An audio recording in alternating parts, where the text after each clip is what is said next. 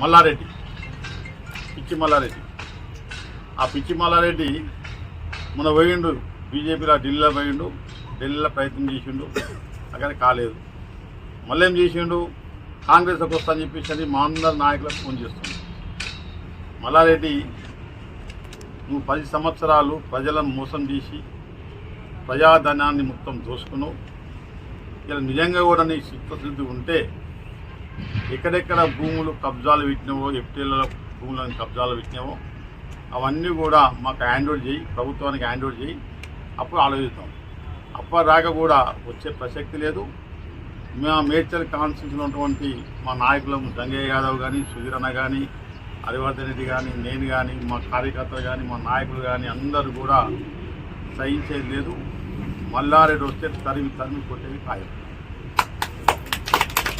వచ్చే ప్రసక్తి లేదు. మీరు కూడా నిరుత్సాహపడవద్దు, మల్లారెడ్డి కోసం ఆలోచన చేయొద్దు. మల్లారెడ్డి అంటోడు భూ కబ్జాదారుడు.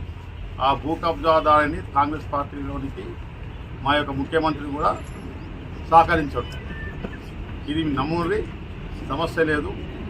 ఈరోజు కూడా కొన్ని కాలేజీలు కూడా మొత్తము ఆయన ఎఫ్టీఏల కట్టినవి 8 ఎకరాల భూమి కూడా ఈరోజు కూలవడం జరిగింది కలెక్టర్ గారు. ఇంకా ఉన్నాయి చాలా. అవన్నీ కూడా పట్టణానికి మా యొక్క ప్రభుత్వ ధనాన్ని ఎక్కడెక్కడ దోసుకుందో అవన్నీ కూడా ప్రభుత్వానికి స్వాధీనం చేసుకున్నంత వరకు తీసే ప్రసక్తి లేదు మల్లారెడ్డి. కాబట్టి మీ అందరూ కూడా పత్రికా సోదరులు కూడా సహకరించాలి. మీకు కూడా ఎన్నో మోసాలు చేసిండు, అన్నీ తెలుసు మీ అందరికీ, మీకు చెప్పవసరం లేదు. ఇలా ఆ మోసాలన్నీ కూడా మీకు తెలుసు. మా జంగయ్య యాదవ్ కానీ, సుధీర్ అన్న కానీ, హరివర్ధన్ రెడ్డి కానీ అందరం కూడా మీకు కూడా పత్రికా సోదరులకు, ఎలక్ట్రానిక్ మీడియా వారికి కూడా తప్పకుండా సహకరిస్తాము. మీకు